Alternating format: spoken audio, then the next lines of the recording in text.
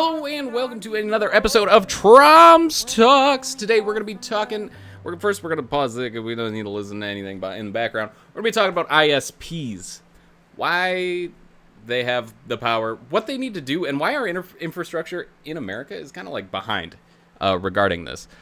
Obviously, net neutrality passed, that's the big thing, blah, blah, blah. People aren't really talking about it anymore, and they probably should be. But we're here mostly with like an infrastructure focus, right? So ISPs currently control the network for which internet traffic is established, but much of it is off the backbone of telegraph lines that were later upgraded to telephone lines, right? So like we went, you know, this whole fucking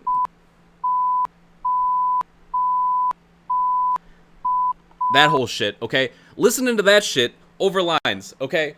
And then we upgraded that. Right, we upgraded that system, and now we're talking more like a...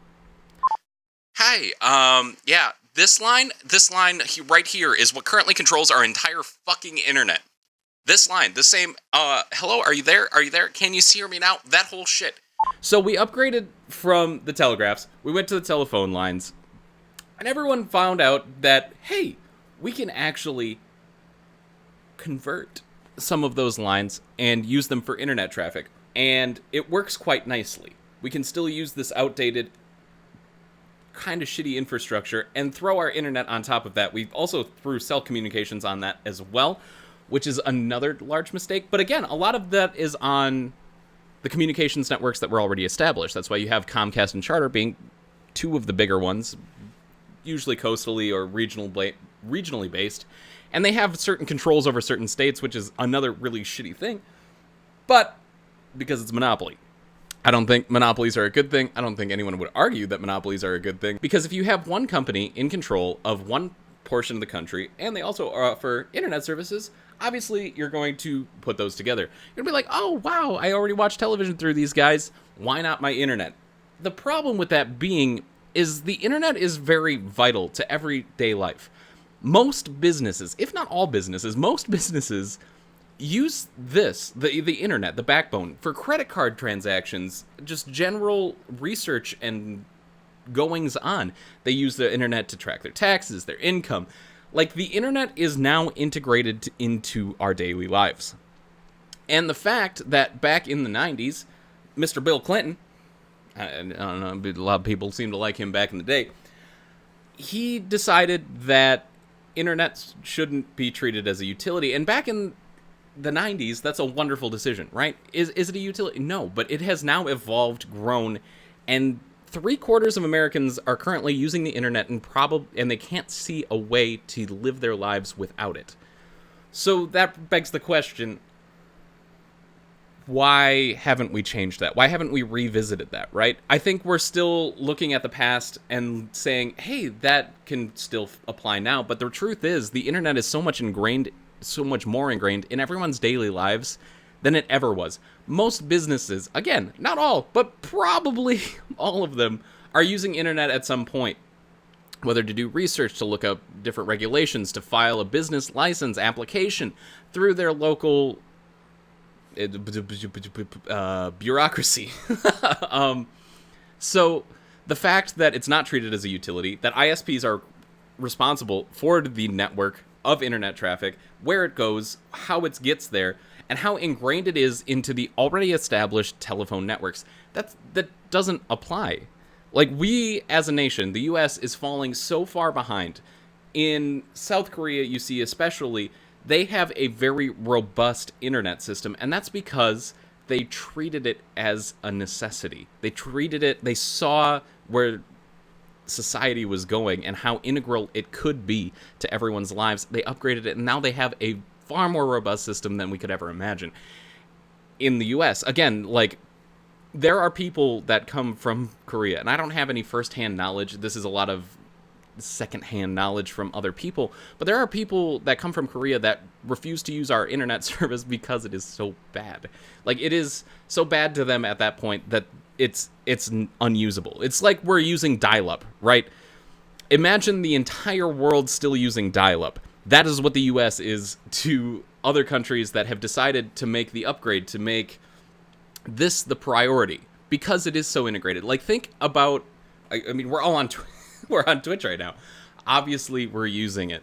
But beyond that, like, again, credit card transactions are mostly handled through internet. So providing this as a utility, or at least encouraging ISPs to build a more robust infrastructure behind it, would benefit everyone. Also, beyond that, you could provide internet to people that don't really have access now, more rural parts of this nation. And again, it's not an easy project. This isn't something that we can overtake overnight, because our country is fucking massive, right? If you want to take, here, let me see if I can find it here. Look at it. Look at this. Look at this. This is a carpet. We're looking at a carpet for kids. Okay? But like, look at this. This, cut that in half. That's South Korea. This is the United States. Fucking massive. Okay, so I'm not saying that this is going to be the easiest thing that you've ever seen in your entire life. This isn't going to be a project that's going to be done overnight and bam, we can fix it. This is going to be something that needs to start with a conversation right now. I mean, I don't know about right now, but if we started it right now, that'd be freaking fantastic. And make a more robust network, not only one that improves upon the one we have, probably a better enhanced network than what we have now, put it in place, provide it to areas that currently don't have reasonable internet connection. Like, people that are still using dial-up. Like, parts of this country are still working on heavily outdated systems, and it's because it's never been treated as a utility. It was ruled that way. People have gotten through the loopholes and decided that that's still the way to do. So ISPs, you know, Charter, Comcast, you good guys, still provide much of the infrastructure on which our internet access is controlled. And if one of those ISPs decide, I'm not going to put service there, you're without service, because it's not treated as a utility. You'd have to go through some sort of cell company that could provide internet access to an extent, but even that limits what you can do. We need to fix our infrastructure. It needs to happen, and probably pretty quickly, or we will continue to fall farther behind the rest of the world in internet access, what we can do with it, and how it becomes integrated into our society. And again, like, there's a lot of things on this backbone. A lot of this talk came because 2 weeks ago, on the 31st of May, one line, a singular line was cut, and it cut cell service, internet, phone lines, cable television, like, all of that was running through a singular line. It was cut, and all of it went down. If we build a new network, if we get a new network where one line is cut, we don't lose access to everything. We lose access to one thing. So we can still, like, this, that could have been, like, we had a pretty bad storm that night. That could have literally cost people their lives. The only way that they could have really heard things are through radio, and most people don't have a radio in their homes anymore. Okay, like, it's still possible. People still do have radios in their homes, but considering the people that don't, the people that rely on their cell phone or television for their information, and if all that fails, they go to the internet. If that storm would have been more severe and went through the town, it could have literally cost lives due to lack of information. We need to diversify this network, make sure that all those different working pieces aren't on the same line, and make it more robust. First of all, make it known so people can't fucking dig and cut through it, but it needs to happen. Like, that is an instance, a small instance, and an isolated instance where it could have literally cost lives because of our lack of the network. It's outdated. It is all integrated. If we can diversify that, split it up into a couple different parts, have it more widely accessed in a variety of different ways. Maybe that one path is cut, but now we have another path that it ropes around and goes somewhere else that we can divert to. Things like that won't happen. And the internet quality, while it may drop, is still going to be there. And when it's all up and working, it will work really well and a lot better than I think a lot of us can even realize. Like, we see, oh, this is good enough. Like, oh, look at 100, like, great, that's wonderful, but like our ping system still sucks because a lot of us still don't have fiber that's going to large cities, and maybe you live in a large city and that's not a big issue to you, and that's fine. But at the end of the day, what we really need to look at is there's some people that have limited access to the internet because this structure is so outdated. And I want to talk a little bit more than just the infrastructure. I just wanted to let you know, like, this system that we have in place, we're integrating internet into our old telephone lines that were built in the 70s, 80s, like probably before then, and just built upon to the point where it's so interconnected, so far behind, holding so much traffic to a variety of different, like, resources, that if it's cut, it hurts people. Like, it can literally hurt people. And that's a big issue. But there's some other fun facts. Harvard did a wonderful paper in 2012 covering what ISP's responsibilities are, and some of those implied responsibilities. I will probably, if you need that link, I can get it to you. It's bookmarked. It's where I have a lot of this information. And no, it was done in 2012, of course. Like, ISPs would fix. We're still working on phone lines. ISPs will do the least amount of money that it costs to get people service, okay? And doing anything from 2012 to 2019, if you think most of these things are already covered, you're probably wrong. A lot of these can cut into profit margins, especially building a new network. Do you know how expensive that is? It's incredibly expensive. And without some, like, either government pressure or government help on the money side, a lot of ISPs probably won't even fuck with it. I'll be like, oh, what's that? Oh, yeah, that's multiple millions of dollars. That cuts into our profit margins quite a bit, not realizing that there would probably be more people on their network to bring them more revenue, not to mention that it would be better, and then people that are maybe using another service are more willing to hop over because it's much better maintained, much healthier. Next thing I want to move on to is ISPs hold the onus to upgrade to more stable internet DNS. And now what you go to is our current DNS system, the way that they explained it in the paper, and it's pretty fucking adequate. Everybody has an IP address, right? Your computer has an IP address, the server that you're connecting to has an IP address, and just like in the instance of a game, right? The server holds an IP address, and to get there, you have a DNS system. And the DNS system basically says, what does this IP address, or like you go into a web browser, what the hell does www.google.com mean? Like, that's not an IP address. How the fuck am I at Google? Fact is, the DNS system allows me to put www.google.com into a browser and reach that destination, go to Google, instead of having to type in Google's fucking IP address for that server that I want to get to. You probably want one closest. The DNS system handles all of that. It's a giant telephone book, a telephone registry, is how that paper from Harvard put it down. And they have the onus to upgrade to a more stable DNS system called DNS SEC, which is basically just a very much more secure version of this telephone registry, right? It takes all these IP address and it makes sure that if you're accessing it, you need an authenticated connection with that other IP address. It doesn't just say, okay, I'm going to find that for you, I'm going to send you there. It's like, okay, hey, wait, are you allowed to be here? And then you're like, yeah, of course I'm allowed. It's the internet. And then they send you there.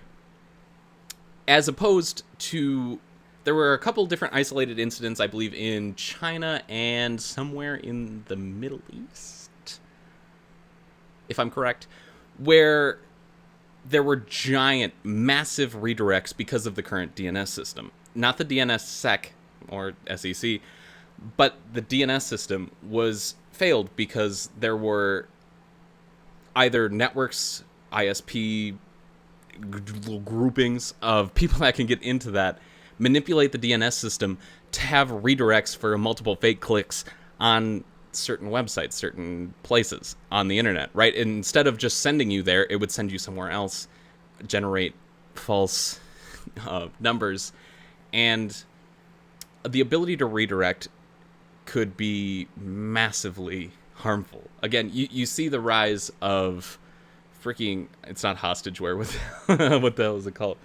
Ransomware, where you can hold someone's system hostage just for them misclicking. Now, if you can get a hold of that DNS system, if you can weasel your way through that and redirect somebody to the wrong place, now you can have an entire network's worth, right? If someone gets into Comcast's network and says, okay, we're going to redirect all these people trying to access this site to ours instead, now you have an entire network's worth of computers held by ransomware.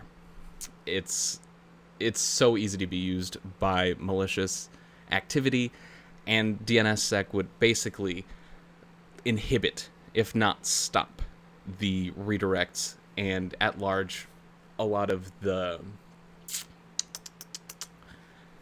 it's hard to explain. Authenticated use of the internet, right? You can handshake that, and now you got the right information, and they're all together. And I was like, oh, look, it's Google. And then you're actually at fucking Google and not at some ransomware site. So upgrading from the current DNS system, this is one that I think may have actually been implemented. I'm not 100% sure, but I feel like that's something that we have seen. I don't know if it's at large. And again, ISPs aren't required to do this. It would just be incredibly useful and helpful to the public if it was done. And when it comes down to it, it costs money. And does that cut into these private sector businesses making money? If the answer is yes, chances are the answer is if they implemented it is no, which is a giant problem. Next, ISPs aren't required to report security breaches on their system. That's a fun one.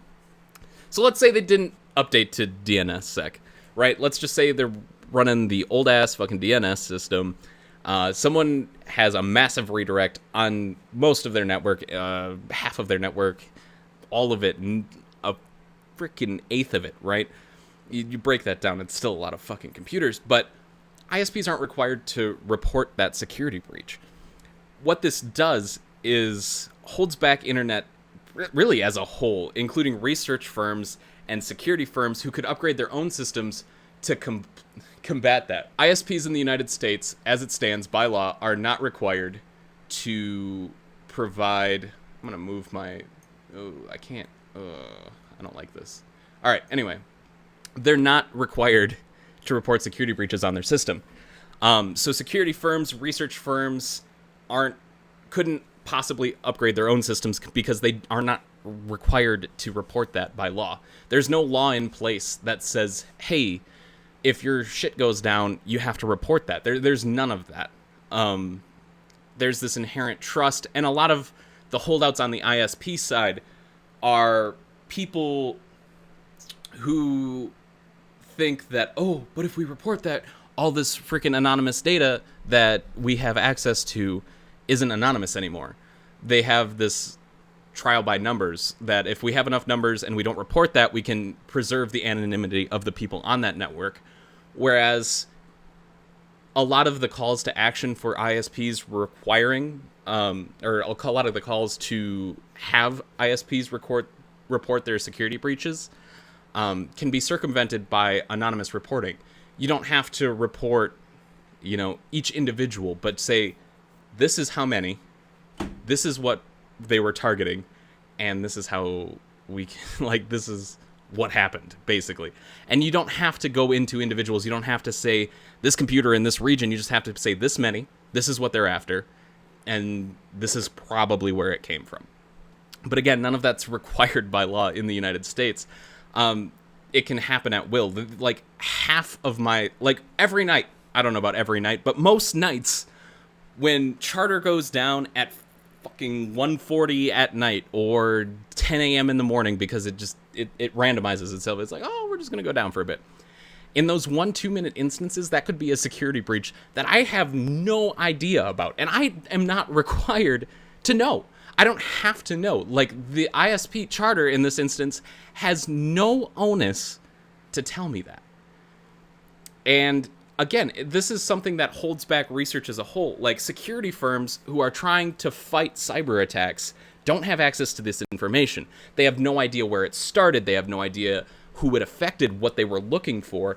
And security firms who are trying to put out packages to stop shit like this, that, like, who obviously are trying to get in on the pie and sell shit, they can't do it. They can't make reliable estimates as to what they need to make, right? Where if we had access to these security breaches, or even let the consumers know at a level, now security firms can get a hold of them. They can provide packages that stop what is actually coming to them.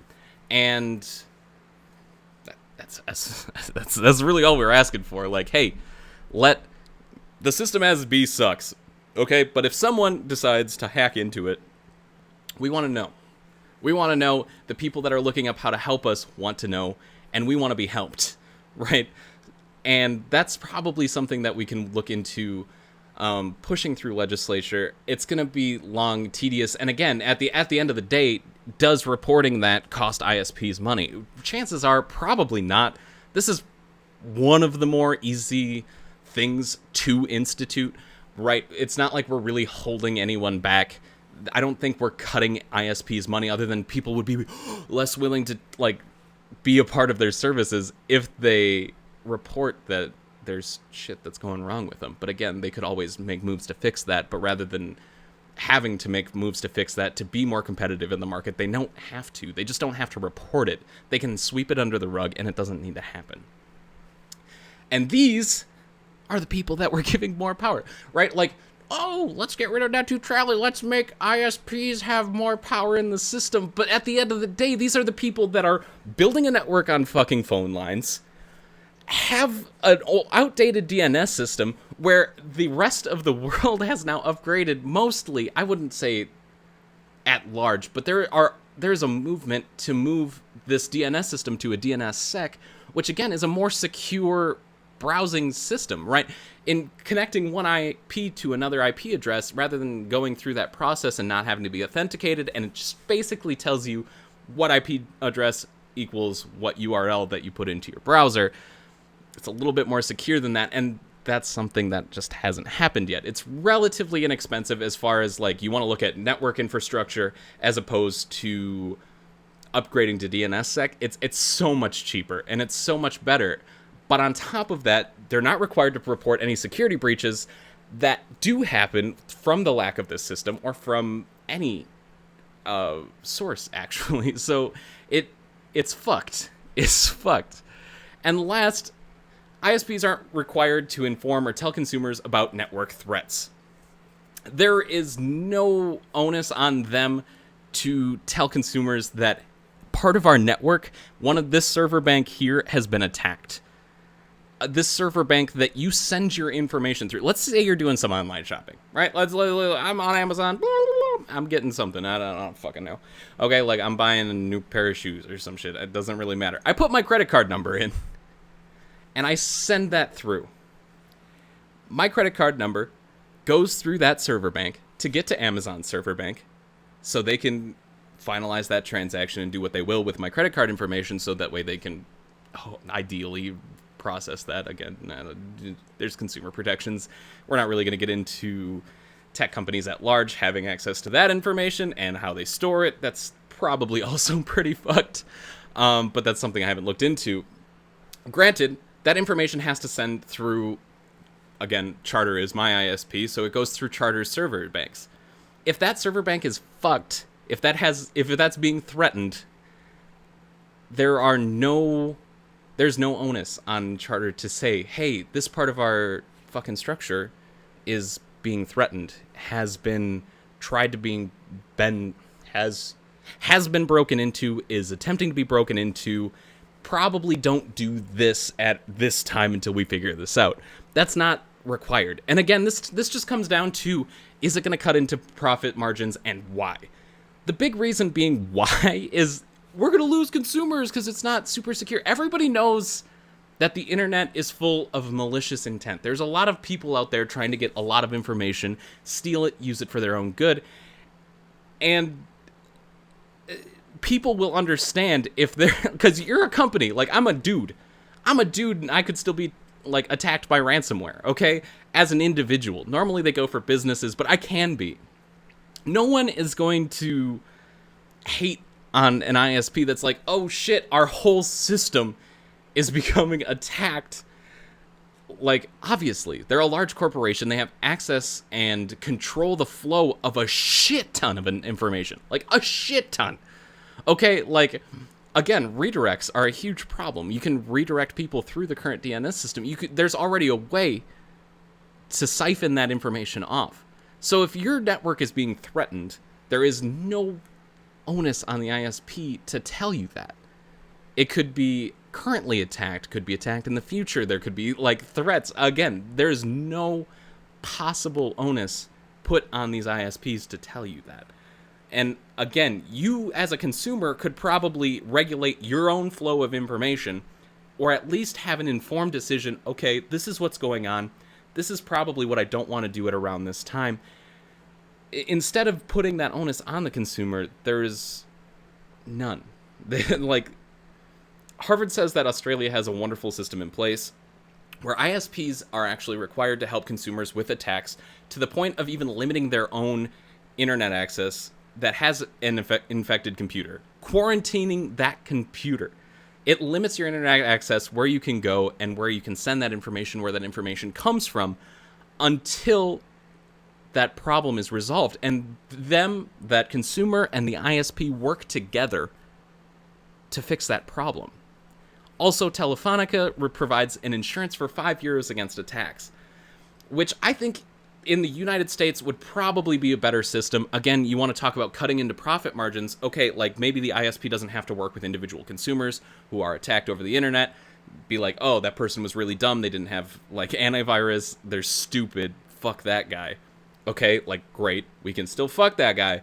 But like if they have an infected computer that could it hurt the rest of your network, why don't you just want to provide them with insurance, right? Let's charge them extra. Let's think about how many people are actually going to get fucked. Not that many. Okay, shh, I'm going to tell you a secret. Not that many. Okay? But if you have that insurance and you put a system in place where you can help them fix it, and maybe it's at your expense, but now you're making $5 a month from everybody else in your network, that $150 to resolve that issue just doesn't seem like a whole lot more when you have 30,000 plus customers. Like, that's just a number out my ass, 30,000. Like, Charter probably has way more than 30,000 people on their network, right? Even in my area. There's 10,000 people in my town, and I would bet that there's at least 7,000 people within that. Again, you just spread it a little bit, 30,000, number out my ass, $5 times 30,000. That's so many people. And the people that don't buy into that, they're on their own. They're fucking stuck. And again, that presents its own problem where you could have an issue like that could spread from that computer to the rest of your network. It helps everybody, right?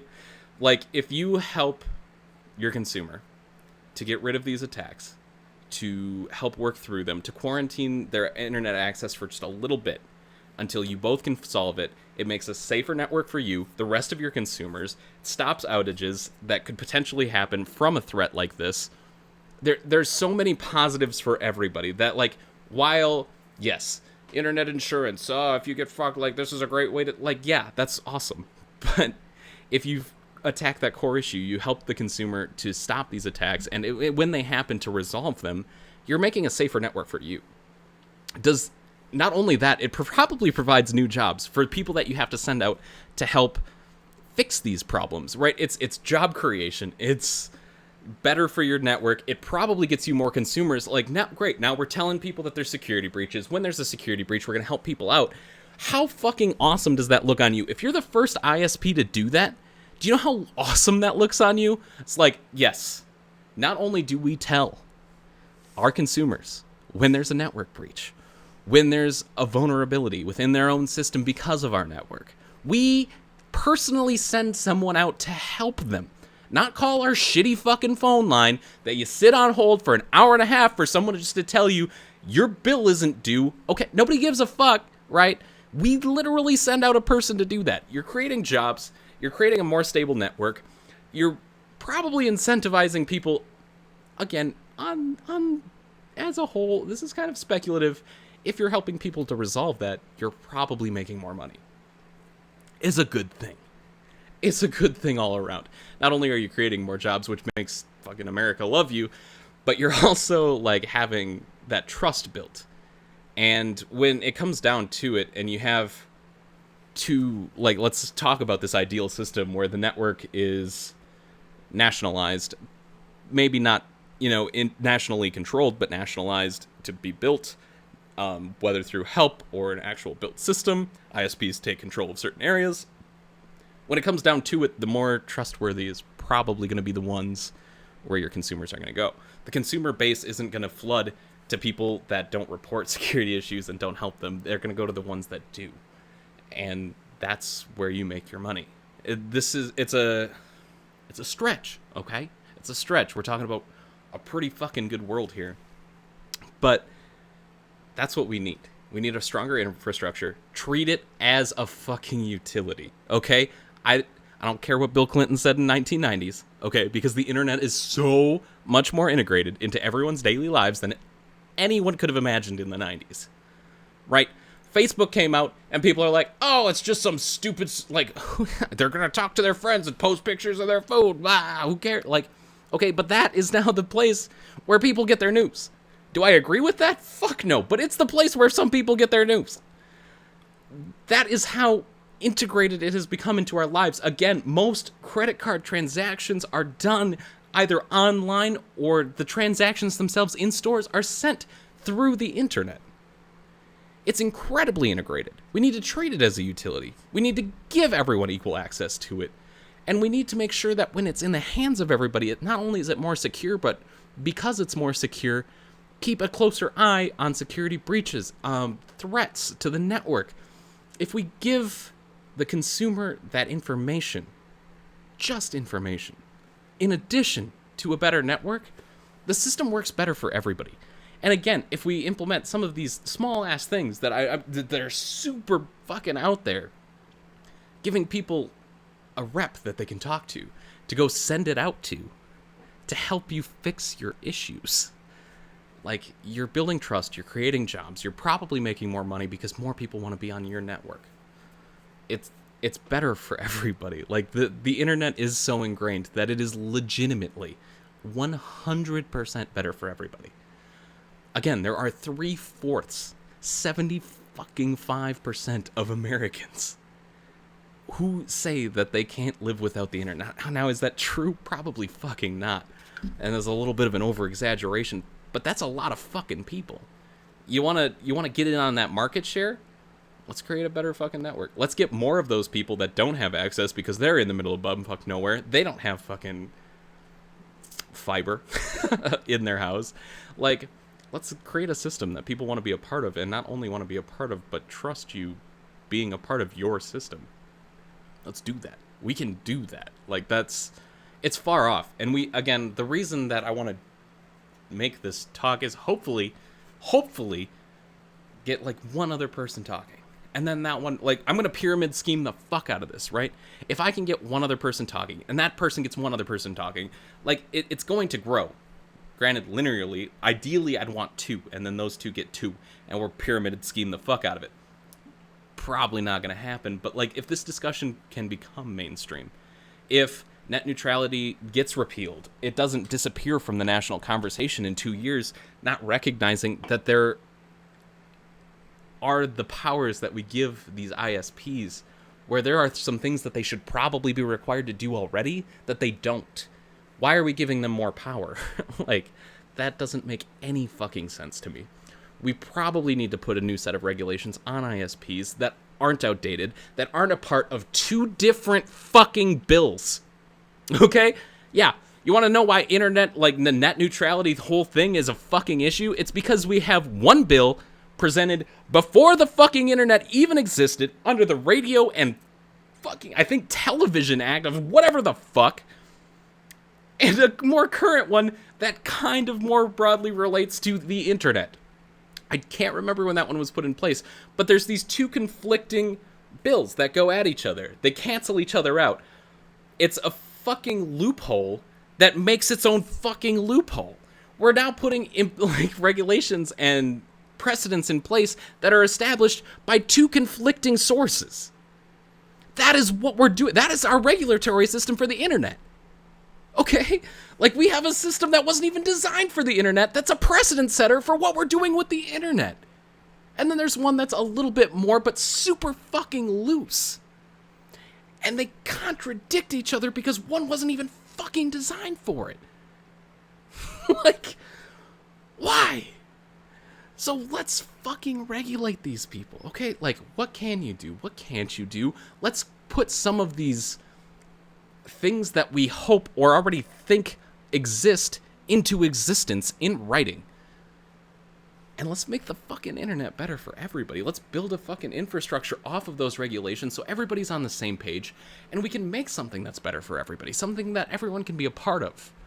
Because most people, whether they have access to it or not, are attempting, or are in some small way, whether through just their fucking shitty cell phone that they still have 3G on. Like, this is a terrible example, but like, there are people trying to connect that don't really have that access at the same level as everyone else. So let's regulate that. Let's build a network off of those regulations, because now everybody's on the same page. Let's get everyone the same internet, and let's fucking go for it. And again, ISP's authority was broadened through net neutrality. It wasn't taken, net neutrality didn't take anything away.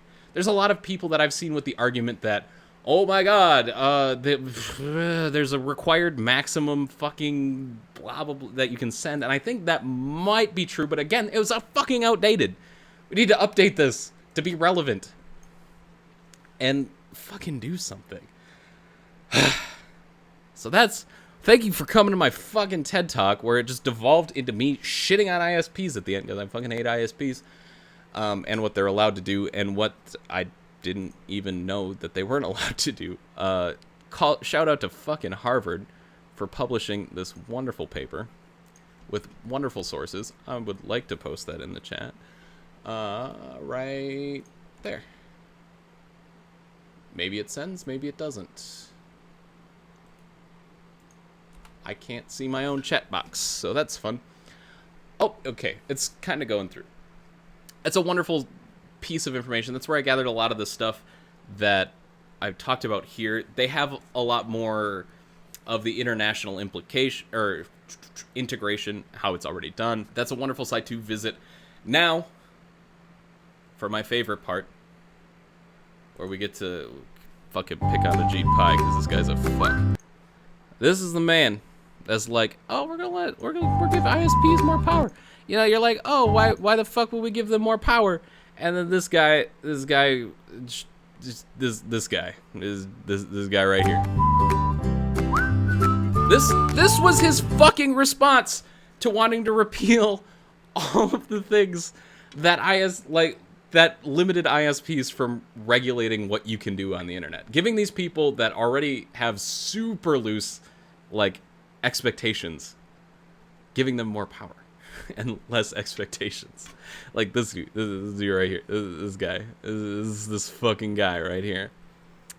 This was his response to this. He couldn't do it. He was, I think he's trying to reach the kids, you know, like a fuck. Hi, I'm Ajit Pai. I'm the chairman of the FCC. He's a fuck. Recently, there's been quite a bit of conversation about my plan to restore internet freedom. Here are just a few Restore internet freedom by taking it away from the consumer. Anyway, things you'll still be able to do on the internet after these Obama-era regulations are repealed. You can still Obama-era I love that. Like, everyone in the Trump organization, everyone in the Trump administration is so fucking dead set on just repealing shit Obama did. It's great. It's hilarious.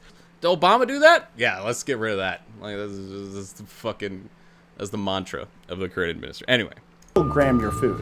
You can still gram your food because we're trying to fucking appeal to kids. Look at this fuck. Look at him. I mean, I know it was meant to be memey, but like, why? This is such a serious issue, and here you are being a fuck. I can still use Instagram? Great. Why the fuck do I care, Ajit Pai? What if Instagram's the only site that I can access for the rest of my fucking life? You can still post photos of cute animals, like puppies. great, I can still post photos of cute animals. Again, on Instagram, because it's the only fucking site I could ever access for the rest of my life for a reasonable price. That's not $120 for the rest of the fucking internet. I hate this bastard. He's a fuck, dude. He's terrible. You can still shop for all your Christmas presents online. You can still shop for That all your bulk Christmas deal on presents fidget online. spinners. Yes! What the fuck? Those are What the fuck was this? Right here. Where is it? What is this face? What is this? Why? Like, who makes this face when they buy something online? Fucking nobody. Go climb up the chimney, you corrupt up. Also, fun fact about Ajit Pai came from the fucking executives at Verizon. Oh, who's that? Wait, a fucking ISP. Oh, that's the dude taking fucking large sums of money from ISPs is the guy that's responsible for regulating and or non-regulating the fucking ISPs. So that's a little fun fact. Yes! Those Eclipse glasses are so cheap! I love that they mention the Eclipse glasses because like, that makes me think that like, okay, the FCC at least know that you can wear Eclipse glasses during the eclipse, but Trump was still fucking completely in the dark. Like he's like, let's not fucking use it. The head of the EPA is a coal mine owner. Yeah, dude, and the fucking Rick Perry, the head of the Department of fucking the U.S. Department of Energy. Didn't even believe in the U.S. Department of Energy. Like, this like, everyone that was put in charge in this administration's a fucking joke. Betsy DeVos, I'm not even gonna, like, out of all the people, it's Ajit Pai and Betsy DeVos that I hate the most. It's because eye protection is dirty fucking. Why? Why does this need to be so You long? can still binge watch your favorite shows. I hope that dragon shits on his head. I hope that's how Game of Thrones ends. You can still stay part of your favorite fan community. Is a man that doesn't give a fuck about Star Wars. If you think that a hoodie, a good-looking hoodie, by the way, like that looks like a nice-ass expensive hoodie. If you think that's like, plus it's a blue lightsaber, and that's definitely like a Sith vibe he's got going. This is a dude that has no fucking idea about Star Wars. Anyway, trying to appeal to kids. You can still drive memes right into the ground. I'm glad he brought the lightsaber back out to show that he really does care about Star Wars. Drive memes into the like that. All the hate aside, that was a pretty good joke. But again, only if you share them on Instagram, because that's the only site that he wants you to access. Or whatever your ISP wants you to go to. But apparently Instagram's in the safe here. Gotta say that this man's CGI is better than the And prequels. everything else you ever did on the internet. Oh, so yeah, that's that fuck in his little PSA. And then this is him talking in an The federal interview. government starts rolling back is net also neutrality atrocious. rules today. The Republican-led Federal Communications Commission voted I don't know to where repeal CBS the Obama-era leans. regulations I don't pay in attention December. to a lot of Now, CBS. those rules required online service providers to treat all internet traffic the same without slowing down or blocking content from competing providers. FCC Chairman Ajit Pai wrote for our partners at CNET overnight, the internet should be an open platform. The internet should be an open platform where you're free to go where you want and say and do what you want without having to ask anyone's permission, except for your ISP, apparently, because fuck you. Although, the memes Hillary tried were way more cringy. I think that video was meant to be cringe, but still, I just, like, why? Why? It's such a serious issue, and you're, like, just trying to, like, meme over it. Fuck you. Platform where you are free to go where you want and say what you do. Say and do what you want without having to ask anyone's permission. Except First for on your CBS ISPs. this morning, Chairman Pai is here to discuss what this means for consumers. Look at him. Like, he's just like waiting for his cue, so expectant. Let me talk about the internet. Let me talk about the internet. Like, fuck you, man. Look at it. He's got that expectant dog shit going on. I'm like, I don't fucking know. Morning. Good morning to you. Thanks for having me. First, let me give you the opportunity to explain why are you rolling back these That Obama-era shit-eating grin. regulations? That's all he To us, fucking the wears. internet is one of the greatest innovations in history. It's allowed consumers to do things that were unimaginable a generation ago. And that's thanks in part to President Clinton's decision in 1996 to adopt a more market-based approach. We weren't going to regulate Look at this this. new thing called the internet like a slow-moving utility, your water. We weren't going to regulate it like a slow-moving utility. And that's what they believe in. That this shouldn't be accessed by everyone. That it should be more market-based. What the fuck? Internet should be an open platform where me and my multi-billionaire owners are allowed to express. Exactly. Company or electric company and the like. That light touch approach produced incredible benefits for consumers. That is the framework to which we are returning. So you believe the internet Incredible should be completely benefit to consumers. I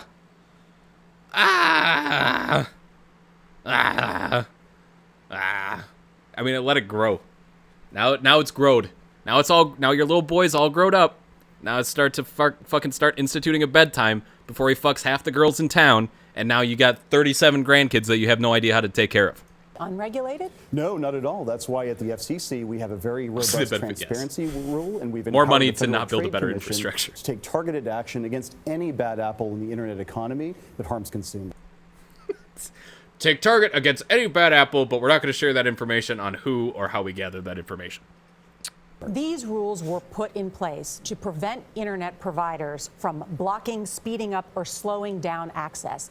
The idea was that a company could say, like AT&T, you know I love what, how I've pissed got a she deal is. with Netflix, so you know what, I'm going to slow down Hulu. Yes.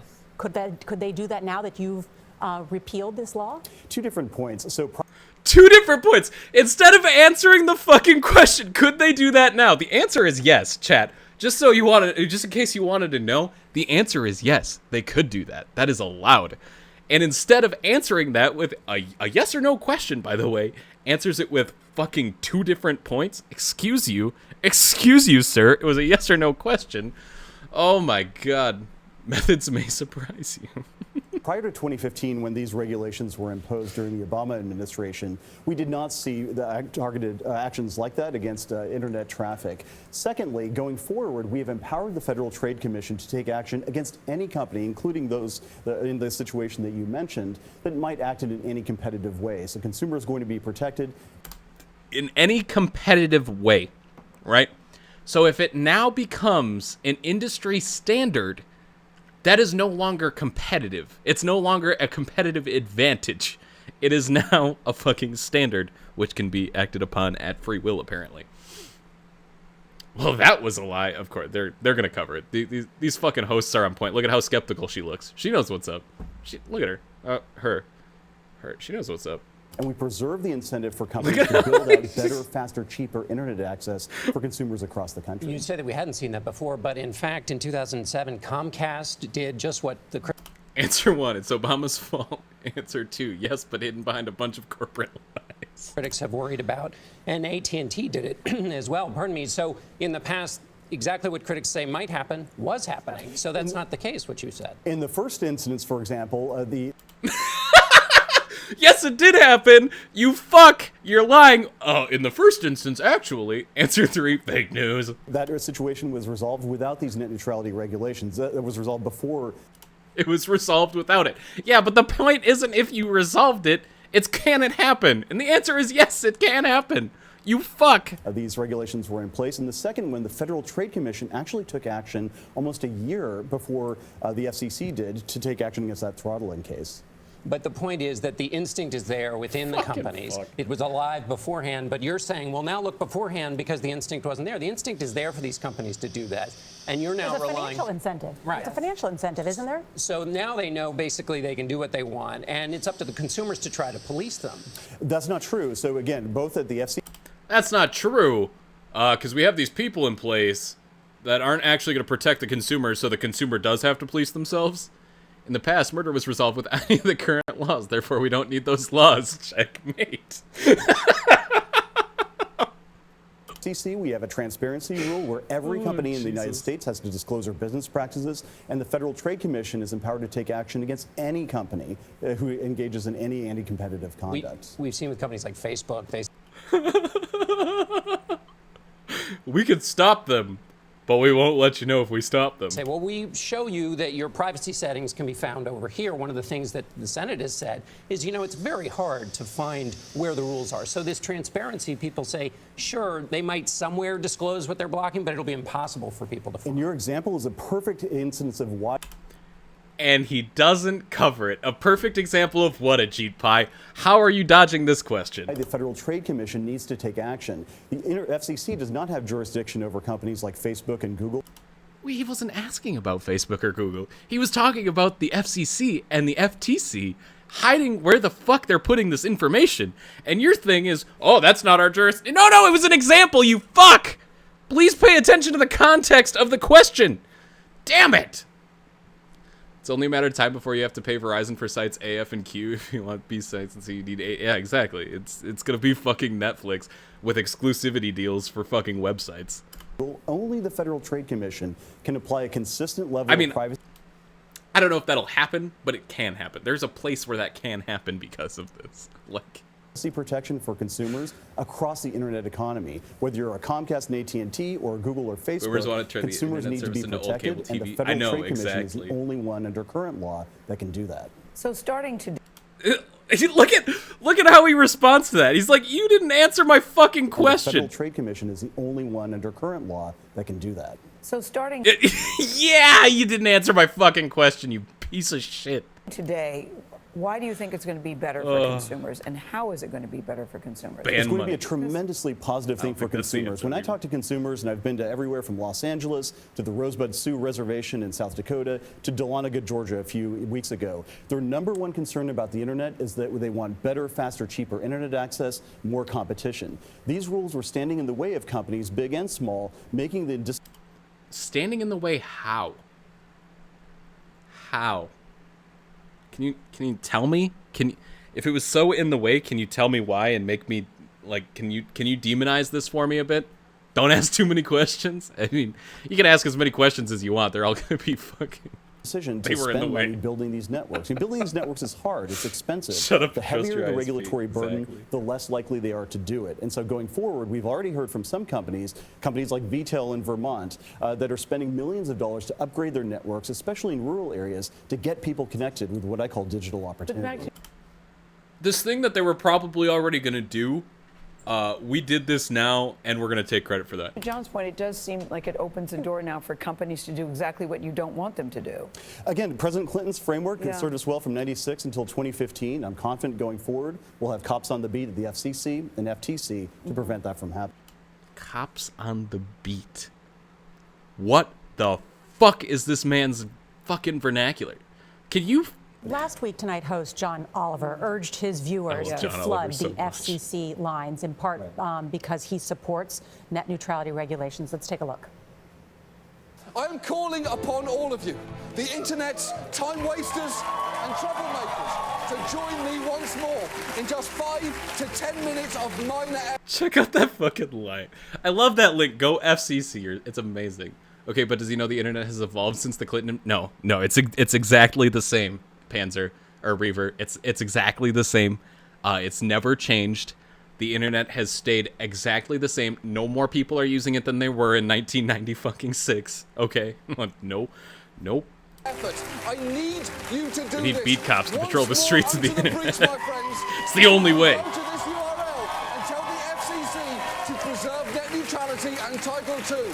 Once again, the websites, your website's comment section was taken offline. Oh yeah, that fucking happened, by the way. They're like, oh, we want to hear from you. What do you think about this? And everyone's like, hey, fuck that. Which I know the FCC and they has took claimed it that was the because fuck of a down. cyber attack.